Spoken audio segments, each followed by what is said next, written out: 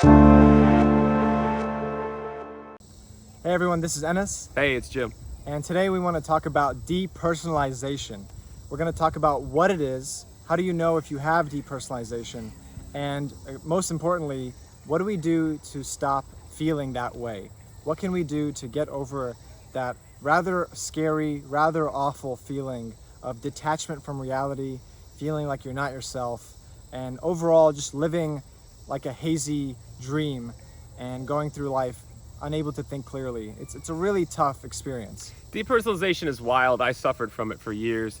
And what I learned is that it was my body's way of kind of coping with the stress, the racing thoughts, the anxiety, the panic attacks, and really just a kind of elongated stress response that my nervous system and mind and just different parts of me just couldn't take anymore. So they learned that if they kind of put a layer of fog between me and reality, that it felt a little less intense.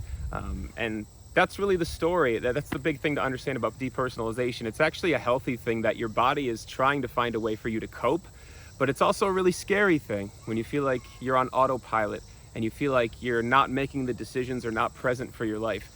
It is freaky as hell, man. Yeah, I experienced it for many years. It comes with a feeling of mental fog, mental haze. You feel like you're half asleep. And this actually causes a lot of people to go for that coffee or go for that stimulant. And what happens is that coffee or that stimulant actually makes the problem worse. Even though it gives you a temporary reprieve and sort of wakes you up and makes you feel a little more alert, in the end, you feel even more hazy and even more out of it than you did before. So in terms of what depersonalization is and what derealization is, they kind of go hand in hand. Basically, your nervous system, the means by which you experience all of reality, the senses, the smells, all of your experience is filtered through your nervous system. And when your nervous system gets overstimulated, things can seem a bit off, because they are kind of off. Your nervous system is not processing information in the same way. It's overheated, it's overstimulated, and essentially you've been in a fight or flight response for far too long. So what you can find with depersonalization is there's long episodes of it, or sometimes it happens really quickly in a sort of a chaotic or emergency situation where you'll kind of go outside your body and go instantly in autopilot. A long-term depersonalization feels like this, where you're just not in control. You're kind of just first response, whatever's kind of built into your motor function or hardwired into your neural pathways is the action or thoughts that you're going to have. And so the problem with depersonalization is usually it's caused by tough, elongated periods of stress. And so you're automatically acting with those thought patterns in mind. And so you're not necessarily living intentionally or present to make better decisions in your life, to make changes to feel better. So hopefully that clears up a little bit about what is depersonalization, what is derealization, and by describing some of those symptoms that we've both experienced, maybe that gives you a little bit of reprieve that, hey, you're not alone.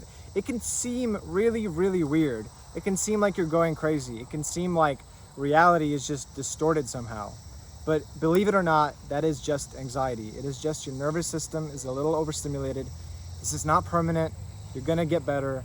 And it's very simple. We just have to cool down your nervous system. So that takes us into part 3 of this. How do you actually get over depersonalization and derealization? How do you get out of the clouds and get back into your body? Well, there's several grounding techniques that we use with clients in real-time situations, especially in a panic attack. Things like using some kind of lavender oil, using some sort of sensory information to ground yourself in your body more and more. But there's a second element to that, which is breaking the feedback loop and calming your nervous system and calming your mind down so that that part of you that's kind of detaching you from reality feels calm enough and feels like it's safe enough to allow you kind of to come back into your body. Now, in terms of depersonalization and derealization and truly overcoming it, there's 2 aspects to this. One is the short-term healing methods, and then the other is the long-term healing methods. So Jim described a few of both, where, in terms of short-term, you can ground yourself with things like lavender oil, feeling your body, feeling your feet, getting a massage, lifting some weights. There's different things to just get back into your body to make you feel more grounded. But in terms of long-term, It's really about a lifestyle change so that you're not constantly in a fight or flight mode. You're not constantly activating your stress response. For a lot of you out there, you may be in a job that is constantly making you feel stressed. You may be in a relationship that's constantly making you feel stressed. You may have certain mental patterns like overthinking and just constant worry that gives you that feeling of fight or flight, like something's wrong. Now, regardless of what it is, maybe it's all three for you, it's important to look at what is activating your fight or flight all the time. What is making you feel so stressed all the time? And how can we bring that down? So, please go ahead. And in terms of learning that stuff, you may need help. You may need to work with a coach or a therapist. You may need to work with a trusted friend. You may need to take notes and write down to figure out exactly what these triggers are, and then have help to help you kind of bring them to your surface, bring them to your awareness, and help heal them, help coach them in real time so that you don't have this fogginess, you don't have this disconnect moving forward. So just to summarize what we've talked about, depersonalization and derealization is a coping mechanism that the body does. It's a healthy, normal thing that the body does when you've been in a fight or flight response for far too long. Your nervous system is overstimulated, and this is the natural response of that. You may feel hazy, foggy, like you're going crazy, like reality is a bit distorted, like you're just living in a third person and seeing the world from afar. All of this is normal, and even though it can feel very, very strange, it's okay. You're just experiencing a natural symptom of anxiety. And just remember that when you're on your journey to feeling better, there may be periods where you feel better and it may come back. So don't get discouraged. Follow the path, stay on your journey, keep working forward, doing the things we told you to do here, and you'll eventually feel like there's very little or no depersonalization at all. And that, my friend, is true freedom. Thanks for listening to this video. Please make sure to like or subscribe. Leave your comments below. We'll answer any questions that we see. And from Ennis, this is Jim. Thank you so much from Inner Solutions. We'll see you soon.